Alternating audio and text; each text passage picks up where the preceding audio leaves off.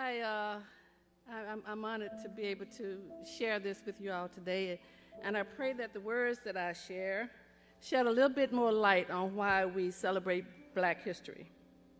To give you a perspective on how long it's been since owning a slave in America was abolished, this is a picture of me and my great-grandson, AJ. Yes, I'm a great-grandmother. And this is a picture of me and my great-grandfather. My great-grandfather was born into slavery. The scars of slavery left on the backs of my forefathers are still healing, and so am I. I am still becoming. What got me up here today? My parents, Jack and Willie Mae Allens. They were hard workers. They weren't famous. They were farmers. They obviously wanted a large family as they bore 15 children. And they are my personal heroes of the civil rights movement.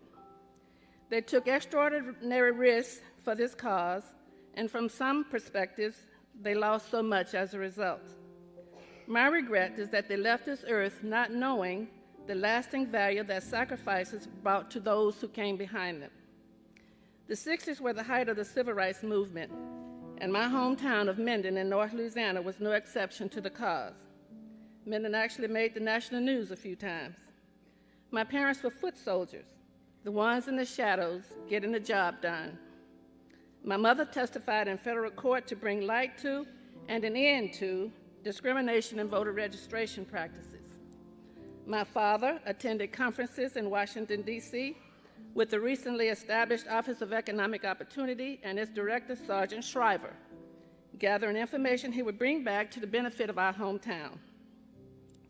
We, their children, participated in all of it, whatever was called for. Some appreciated what we were doing, but many others did not.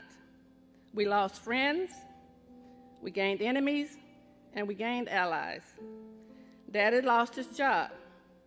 On 2 occasions, our home was shot up by night riders as we slept. Our home was guarded nightly until the FBI arrested those responsible. Daddy eventually got a small job, but he was severely burned shortly after in a suspect explosion on that job.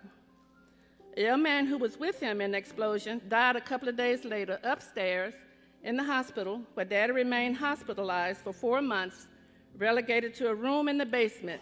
Because of the color of his skin, he was not allowed to be in a room upstairs.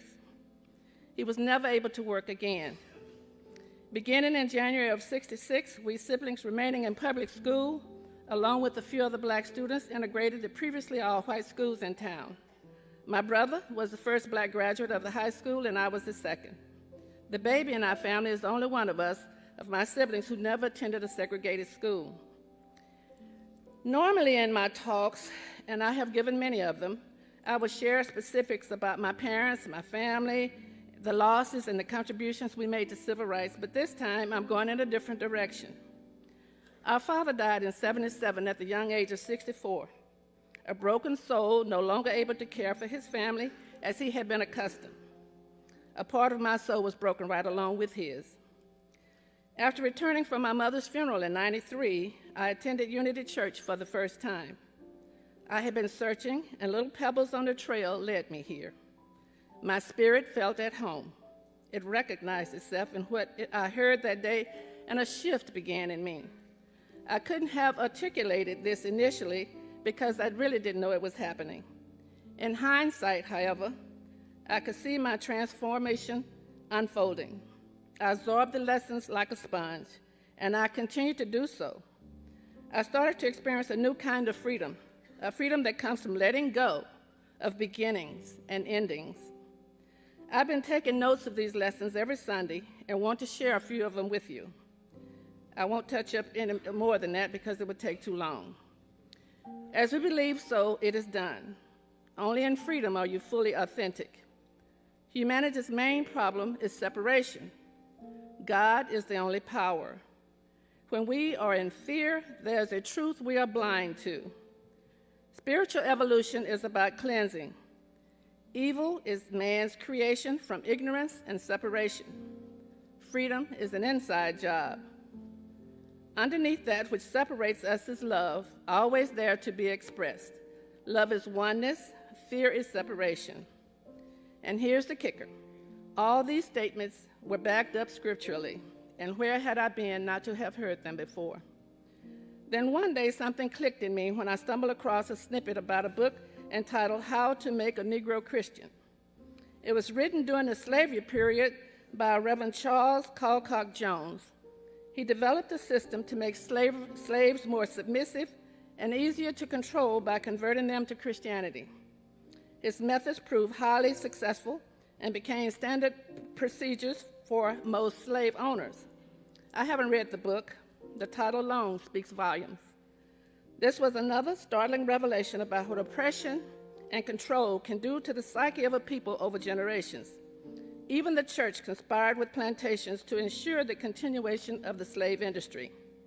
Lack and limitation have been pounded into a collective consciousness for over 400 years, during which time my people lost everything.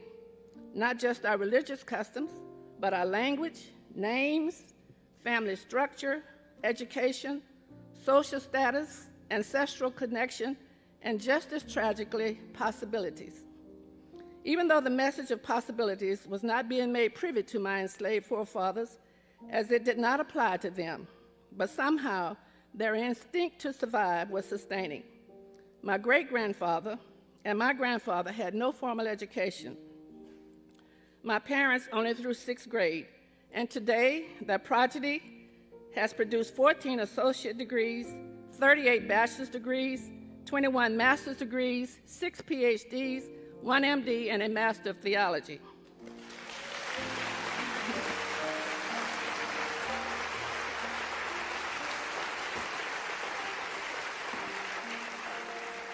My spiritual awakening here at Unity has taken me to a new level of healing for my inherent battered soul.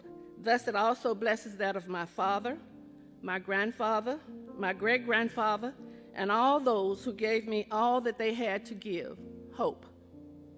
I'd like to share a poem written by Jolie Rundy. I don't remember where or when I got it, but I came across it in my papers and thought it would be fitting today. Practicing hope. It seems to me that there's no such thing as false hope. I know why people say, I don't want to get your hopes up. They want to protect you from experiencing disappointments and failures. I don't see a problem with hope. Hope is one of those practices that can alter everything. Hope is good. Hope is one of those declarations that alters energy. Energy is everything. I said that backwards. Everything is energy. Hope is the best, affirmative, and good and creative. In the presence of hope, anything and everything is a real possibility. Practicing hope is a holy union with God's unlimited goodness. So I say, I hope I make a difference. I hope you have peace today, and beauty, and love, and joy, and everything your heart desires. I hope you know how beautiful you are, how magical and powerful and important you are to everything and everyone. I hope you remember to enjoy breathing, walking, sharing, loving, listening, caring, praying, communing, being you. I hope you enjoy being you. There's no one in the world like you. You are unique. I hope you know you are the light. I hope you know that you make a difference in the world. I hope you know you are loved. Those words speak for me on this occasion. I have hope. I have tasted the freedom assured in the truth of God's word. There's no true freedom until there's freedom of spirit. This freedom didn't just come from the Emancipation Proclamation that set my great-grandfather free from slavery, nor from the Voting Rights Act and the Civil Rights Act for which my parents gave so much. These laws opened doors, but they didn't change hearts. I'm guaranteed equal rights under these laws, but truth is what ultimately loosed my bondage and set my soul free. I am evolving. You are evolving. We are evolving. God is not through with us yet. Thank you.